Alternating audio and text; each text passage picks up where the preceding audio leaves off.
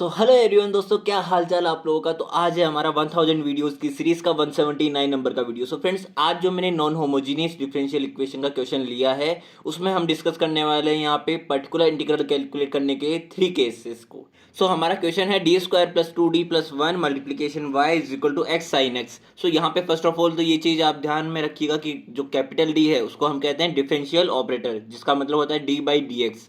यानी कि यहाँ पे मैंने y को कॉमन बाहर ले रखा है, तो अगर आप y को अंदर मल्टीप्लाई कर लेते हैं तो अगर मैं कैपिटल D के लिए बात करूँ तो कैपिटल D y मीन्स हो जाएगा y का with respect to x one time differentiation. अगर डी स्क्वायर के लिए बात करेंगे तो y का with respect to x two time differentiation हो जाएगा। ठीक है। अब यहाँ पे जब हमारे पास नॉन होमोजीनियस डिफरेंशियल इक्वेशन होती है तब हमें इसको दो पार्ट्स में कैलकुलेट करना रहता है, जहां पर फर्स्ट पार्ट हमें कैलकुलेट करना रहता है कॉम्प्लीमेंट्री फंक्शन। कॉम्प्लीमेंट्री फंक्शन निकालने के लिए फर्स्ट ऑफ ऑल हमारे पास जो डिफरेंशियल इक्वेशन गिवन है इसको हमें ऑक्सिलरी इक्वेशन में कन्वर्ट करना होगा by substituting y is equal to e to the power mx। जब आप y is equal to e to the power mx को सब्सटीट्यूट करेंगे तो मुझे यहाँ पे केवल y is equal to e to the power mx substitute करना ही इनफ नहीं होगा, यहाँ पे मुझे y का with respect to x one time and two time differentiation भी करना होगा। ठीक है। यहाँ पे जब आप dy बाई डी एक्स निकालेंगे तो मेरे पास आ जाएगा m e to the power m x, and d two y by d x square निकालेंगे तो आ जाएगा m square e to the power m x. अब इन दोनों वैल्यूज तीनों वैल्यूज को मैंने जब हमारी डिफरेंशियल इक्वेशन में रखा तो मेरे पास आ जाएगा m square e to the power m x plus में 2m e to the power m x plus में e to the power m x is equal to 0। अब यहाँ पे e to the power m x सभी में common है, तो मैंने जब e to the power m x को कॉमन लेके आरएचएस में भेज दिया तो मेरे पास फाइनल जो ऑक्सिलरी इक्वेशन मिलेगी वो मिलेगी m square plus 2m plus 1 is equal to 0, जहां से आप ये क्लियरली विजिबल है कि m प्लस 1 का होल स्क्वायर है ये। इट मीन्स जब आप m प्लस 1 के होल स्क्वायर को इक्वेट करेंगे 0 के तो मेरे पास m is equal to -1 two times मिलेंगे, जहां से मैं कंक्लूड कर सकता हूं कि मुझे रियल एंड मल्टीपल रूट्स मिले हैं। ठीक है। अब जब हमारे पास रियल एंड मल्टीपल रूट्स मिलते हैं तब हम किस तरह से इसका कॉम्प्लीमेंट्री फंक्शन लिखते हैं कि हमारे पास में 2 टाइम ये रिपीटेशन है तो c1 plus x C to हो जाएगा। मान के चलिए अगर 3 टाइम रिपीटेशन होता तो हम कहते c1 प्लस एक्स सी टू प्लस में एक्स स्क्वायर c3, बट यहाँ पे 2 टाइम है तो c1 plus x C to लिख के, एंड जो हमारा -1 है वो होगा हमारा x का कोफिशिएंट। ठीक है। जो भी हमारा रूट होता है वो होता है x का कोफिशिएंट, तो हमारे पास आ जाएगा e to the power -x। अब सेकंड हाफ में हमें कैलकुलेट करना रहेगा पर्टिकुलर इंटीग्रल की वैल्यू, जहां पे अगर मैं पर्टिकुलर इंटीग्रल के लिए एक जनरल फॉर्म की बात करूं, जनरल फॉर्मूले की, तो हम कहेंगे particular integral is equal to 1 upon में function of differential operator and numerator में हमारे पास मल्टीप्लीकेशन हो जाएगा आर एक्स का, जहां पे हमारे पास आर एक्स की वैल्यू क्या थी आरएचएस में एक्स साइन एक्स। ठीक है। तो एक्स साइन एक्स को यहाँ पे हम किस तरह से करेंगे सॉल्व, देखिएगा। सबसे पहले तो हमारे पास एफ ऑफ डी की वैल्यू क्वेश्चन में गिवन थी D square plus 2d plus 1। Okay. अब हमारे पास में जब ये कंडीशन बने कि हमारे पास आर एक्स में एक्स मल्टीप्लीकेशन में हमारे पास कोई भी फंक्शन हो जो कि एक्स का ही फंक्शन हो बट एक्सक्लूडिंग एक्सपोनेंशियल फंक्शन। ठीक है। Exponential e to the power a x को छोड़ के हमारे पास कोई भी एक्स का फंक्शन हो तब हमको क्या करना रहता है 1 अपॉन में f of d x p is equal to हमें क्या करना रहेगा एक्स मल्टीप्लीकेशन 1 अपॉन में f of d and p minus f dash d, मतलब कि हमारे पास जो फंक्शन ऑफ डिफरेंशियल ऑपरेटर है उसका वन टाइम डिफरेंशिएशन कर देंगे न्यूमरेटर में and divided by function of differential operator का होल स्क्वायर कर देंगे एंड पी यहाँ पे। ओके।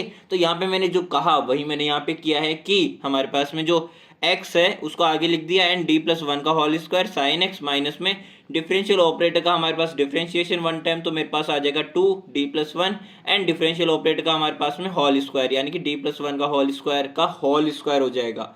ठीक है। एंड साइन एक्स मेरे पास एज इट इज रहेगा। यहां से हमारे पास में x मल्टीप्लीकेशन में हमने जब d प्लस 1 का होल स्क्वायर को ओपन किया तो मेरे पास आ जाएगा d square plus 1 plus 2d and sine x as it is, and as it is यहाँ पे मैंने d square plus 2d plus 1 का होल स्क्वायर लिख दिया है। ठीक है। अब देखिए यहाँ से मुझे क्या करना रहेगा, अब यहाँ पे जो रूल अप्लाई होगा वो रूल अप्लाई होगा जब हमारे पास आर एक्स की वैल्यू या तो साइन ए एक्स प्लस बी के इक्वल हो या फिर कोस ए एक्स प्लस बी के इक्वल हो। इस कंडीशन में हमें क्या करना रहता है कि हमारे पास में जो फंक्शन है डिफरेंशियल ऑपरेटर का उसमें जो डी स्क्वायर का टर्म है वहां पे जहां जहां डी स्क्वायर है वहां पे एक्स के कोफिशिएंट यानी कि ए का स्क्वायर का माइनस मल्टीप्लीकेशन यानी कि माइनस ए स्क्वायर को आपको सब्सटीट्यूट करना है। कंडीशन बस कंडीशन बस यही रहेगी कि हमारे पास जो टर्म बनेगा डिनोमिनेटर में वो डजेंट इक्वल टू 0 होना चाहिए। ठीक है, तो देखते हैं यहाँ पे फॉलो हो रहा है कि नहीं हो रहा। हमारे पास x का कोफिशिएंट 1 है, तो मैंने 1 के स्क्वायर का माइनस टर्म यानी कि माइनस का 1 यहाँ पे रखा एंड प्लस 1 जो एज इट इज है। जहाँ जहाँ पे डी स्क्वायर है वहाँ पे मैंने रखने का फुल ट्राई किया है, तो मेरे पास में ये कैंसिल आउट हो गया एंड अगेन यहाँ पे भी ये कैंसिल आउट हो गया।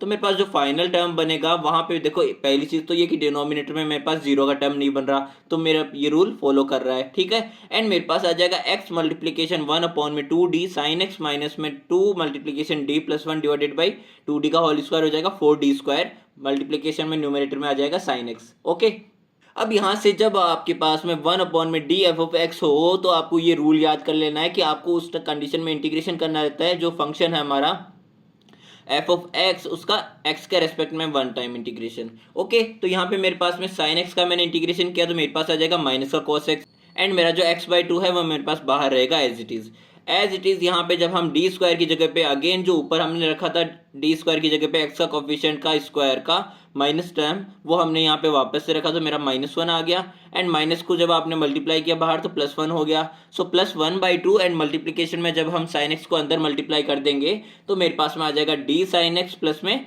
Sine x. अब यहाँ पे जब आप डी साइन एक्स को देखेंगे तो डी का मतलब क्या होता है d/dx, यानी कि साइन एक्स का एक्स के रेस्पेक्ट में आपको डिफरेंशिएशन करना है। तो साइन एक्स का क्या हो जाएगा cos x हो जाएगा एंड साइन एक्स मेरा एज इट इज। सो जैसा कि मैंने बताया हमारे पास यहाँ आ जाएगा cos x प्लस में sin x as it is and हमारे पास जो फाइनल पी का टर्म बनेगा पर्टिकुलर इंटीग्रल वो हो जाएगा -x/2 cos x प्लस में 1/2 cos x plus sin x।